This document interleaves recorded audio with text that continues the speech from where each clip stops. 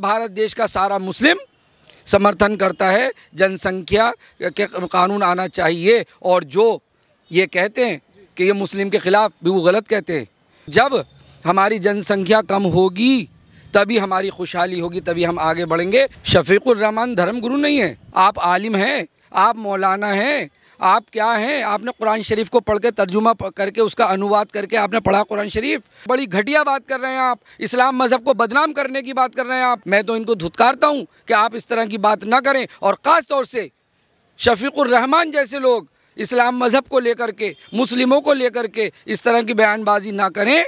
नहीं तो मुस्लिम भाई भी इन्हें जैसे ओवैसी को सब सबक सिखा रहे हैं, शफीकुर रहमान जी को भी ऐसे ही सबक सिखा देंगे सब। अरे अपने बच्चों को तो आप बाहर भेज रहे हैं पढ़ाने के लिए, और जो हम गरीब हैं वो हमें सरकारी स्कूलों में हम जा रहे हैं। आरएसएस के जो चीफ हैं उन्होंने तो कह दिया कि सबका डीएनए एक है, हम सब एक हैं। प्रधानमंत्री नरेंद्र मोदी जी ने कहा कि एक हाथ में कुरान हो और दूसरे हाथ में कंप्यूटर हो। इन तो बौखला गए, फिर तरह तरह से टिप्पणी देना शुरू कर देते। अरे आप बढ़िया काम कीजिए, आप जल क्यों रहे हैं? अरे एक बढ़िया काम कर रहे हैं प्रधानमंत्री, तो आप भी बढ़िया करके जनता का दिल जीते। नमस्कार, मैं हूं ऋषभ अवस्थी, आप देख रहे हैं ओ न्यूज़ हिंदी। नाजिर अंसारी जी, पहले तो ओ न्यूज़ हिंदी के चैनल पर बहुत बहुत स्वागत है। शुक्रिया, थैंक्स। नाजिर जी, आपसे जानना चाहूँगा कि जिस तरीके से जनसंख्या नियंत्रण पे फिर से एक बार बातचीत चालू हो गई है, उत्तर प्रदेश के मुख्यमंत्री योगी आदित्यनाथ ने भी पहल की है, तो क्या आप लोग जो है आपके लोगों के बीच में जाते होंगे, क्या राय है? क्या जनसंख्या नियंत्रण कानून का मुस्लिम जो है समुदाय है वो भी समर्थन करता है, वो भी मांग कर रहे हैं? बिल्कुल कह रहा है, सारा हिंदू मुस्लिम भाई सब, और मुस्लिम भाई भी सारे, हमारी महिलाएं जो देश की हमारी महिलाएं और मुस्लिम महिलाएं, और उसमें बढ़ चढ़कर खूब हिस्सा लिया। आपने देखा होगा किस तरह से सारे लोग एक के हाँ भाई यही जो है जनसंख्या में नियंत्रण होनी चाहिए। अरे इतना बड़ा परिवार कहाँ से पढ़ाएं, कहाँ से खिलाएं? मकान चाहिए, बड़ा चाहिए, पैसा चाहिए, एजुकेशन, शिक्षा और उसकी देखभाल, देख रेख, दुनिया भर का समाज का मामला। तो ये सारा अगर जनसंख्या नियंत्रण में होगी तो खुशहाली होगी, सबके लिए खुशहाली होगी। और नहीं तो सब परेशान टहल रहे हैं कि कहाँ से हम, किस कदर बेरोज़गारी फैली, कितना प्रॉब्लम हुई, और महामारी आई, कितनी प्रॉब्लम हुई। तो सारा कुछ देखा भारतीय जनता पार्टी ने, और उत्तर प्रदेश में योगी आदित्यनाथ जी ने जो जनसंख्या नियंत्रण का कानून लाए उसका मैं भी समर्थन करता हूँ। पूरा भारत देश करता है, और भारत देश का सारा मुस्लिम समर्थन करता है, जनसंख्या के कानून आना चाहिए। और जो ये कहते हैं कि ये मुस्लिम के ख़िलाफ़ भी, वो गलत कहते हैं। अल्लाह ने हमें आँख दी है, दिमाग दिया है, और यहाँ पर कि अब अच्छा जैसा करोगे ऐसा हम आपको रिज़ल्ट मिलेगा। जिस तरह से हम एग्ज़ाम में तैयारी करके जाएंगे उस तरह से हमारा रिज़ल्ट आएगा। इसी तरह अल्लाह ने हमें यहाँ भेज दिया है। अब हमें अपना दिमाग इस्तेमाल करना है, अपनी आँखें इस्तेमाल करनी है, और सबको देख करके परिवार को, जब हमारी जनसंख्या कम होगी तभी हमारी खुशहाली होगी, तभी हम आगे बढ़ेंगे। तो जनसंख्या नियंत्रण का कानून योगी आदित्यनाथ जी लाए, मैं तो उनको सलूट करता हूं। और भारतीय जनता पार्टी जो ये कानून लेकर आई है बिल्कुल सही लेकर के आई है, इसका सब समर्थन करते हैं। और वही लोग समर्थन नहीं कर रहे जो भड़काऊ बयान दे रहे हैं, चाहे वो ओवैसी हों, चाहे राहुल गांधी हों, सोनिया गांधी हों, प्रियंका गांधी हों, ये शरद पवार जी हों, ये सारे लोग एक हो गए हैं। अखिलेश जी ये सिर्फ हवा देते हैं। तो ये सारे, इनकी बात जो है अब चलने वाली नहीं है, और इसका समर्थन सब कर रहे हैं। नाजिर जी, आपसे ये जानना चाहूँगा कि जिस तरीके से सपा के सांसद शफीकुर रहमान का कहना है कि जो बच्चे हैं उनका ताल्लुक जो है वो किसी इंसान से नहीं है, अल्लाह जो है वो उनकी देन है, और अल्लाह ही उनको जो है पालेगा पोसेगा, क्या वाकई में अब सोच जो है बदलने की ज़रूरत नहीं है? लोगों को इस बारे में जानने की ज़रूरत नहीं है कि जो नेता है वो बैठ करके बयानबाजी कुछ और करते हैं और अपने बच्चों को कहीं और पढ़ाते हैं? तो क्या अब लोगों को समझ में आने लगा है, मुसलमान समुदाय भी इस तरीके की बयानबाजी से जानने लगा कि जो अल्लाह की देन कह करके मुसलमानों को बेवकूफ़ बनाया जा रहा है? क्या आप लोग जो है क्या रह रहे हैं? शफीकुर रहमान धर्मगुरु नहीं है, वो पॉलिटिकल हैं, और वो सिर्फ मुद्दा देख रहे हैं कि हमें वोट मिले, हम इस तरह की बातचीत करें कि हमें वोट मिल जाए, मुस्लिम वोट मिल जाए। अरे ये बातें को आपके करने की हैं कि आप इस तरह का कोई, आप आलिम हैं, आप मौलाना हैं, आप क्या हैं? आपने कुरान शरीफ को पढ़ के तर्जुमा करके उसका अनुवाद करके आपने पढ़ा कुरान शरीफ, आपको मालूम है कुछ? आपको कुछ नहीं मालूम। शफीकुर रहमान जी, आप इस तरह की बातचीत ना करें, और बड़ी घटिया बात कर रहे हैं आप। इस्लाम मज़हब को बदनाम करने की बात कर रहे हैं आप, मुस्लिमों को बदनाम करने की बात कर रहे हैं आप। इस तरह नहीं है। अरे जनसंख्या पर नियंत्रण होगा तभी हमें फ़ायदा होगा। अरे अपने बच्चों को तो आप बाहर भेज रहे हैं पढ़ाने के लिए, और जो हम गरीब हैं वो हमें सरकारी स्कूलों में हम जा रहे हैं। वो तो सरकार हमारी अच्छी है कि हमारी भारतीय जनता पार्टी केंद्र सरकार जो हमें बड़ा सुविधाएं दे करके हमें पढ़ा रही है, जो हम पढ़ रहे हैं। तो ये सारे जितने भी ये अपोजिट लोग और जो इस तरह की गलत बात कर रहे हैं और मुस्लिम भाइयों को और देश की जनता को ये भड़काने की बात करते हैं, मैं तो इनको धुतकारता हूँ कि आप इस तरह की बात ना करें। और ख़ास तौर से शफीकुर रहमान जैसे लोग इस्लाम मज़हब को लेकर के, मुस्लिमों को लेकर के इस तरह की बयानबाजी ना करें, नहीं तो मुस्लिम भाई भी इन्हें जैसे ओवैसी को सब सबक सिखा रहे हैं, शफीकुर रहमान जी को भी ऐसे ही सबक सिखा देंगे सब। जो अल्लाह के नाम पर लेकर के लोग झूठ बोल रहे हैं और लोगों को बरगला रहे हैं, उनके लिए कोई मैसेज देंगे? मैं तो यही कहना चाहता हूँ कि अल्लाह जो है, अल्लाह सबसे बड़ा है और अल्लाह का नाम लेकर के इस तरह की बात ना करें।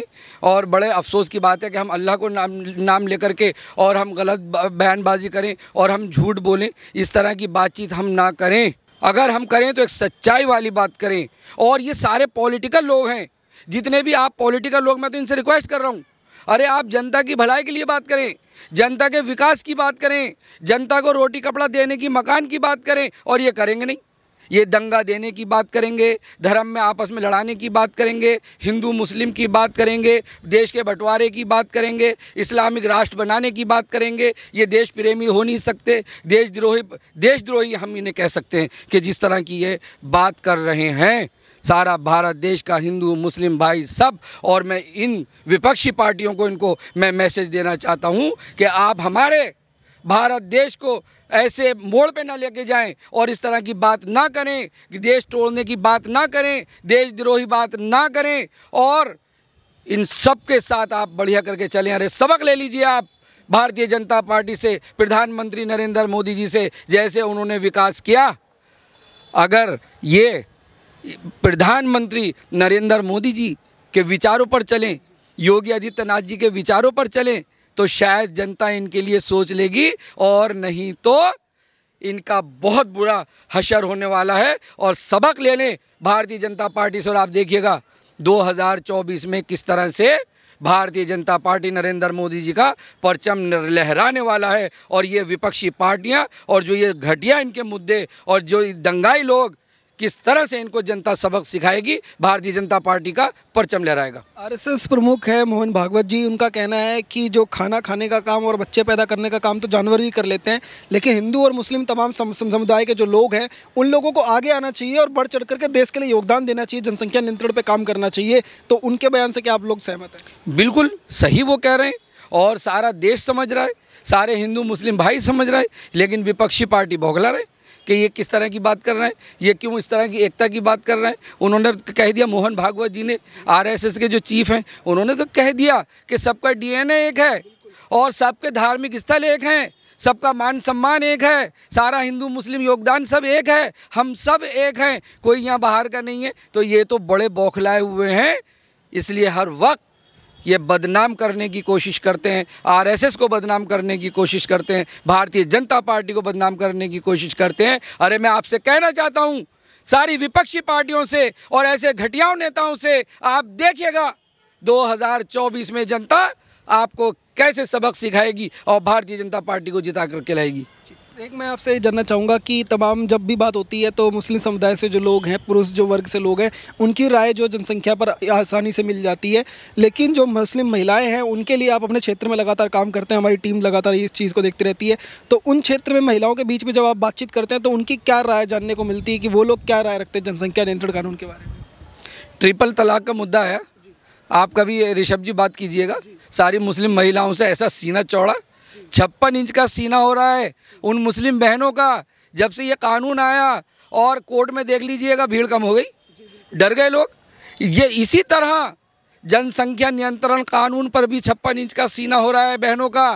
अरे वो हमारी बहनें गरीब, और फिर वो अगर जब बच्चा दुनिया में आता कितनी कमज़ोरी हो जाती है, कितनी प्रॉब्लम का मामला है, और खान पान का मामला, काम करना घर में और फिर जॉब करनी, बिजनेस करना, अरे कहाँ से लाएं इतना। तो जनसंख्या पर हमें ज़रूर ध्यान देना चाहिए। वो तो हमारी भारतीय जनता पार्टी, प्रधानमंत्री नरेंद्र मोदी जी ने महामारी से लेके और अब तक रोज़गार, इतनी बड़ी 130 करोड़ की जनता जो दिल्ली में केजरीवाल से 2 करोड़ की जनता नहीं समझ रही।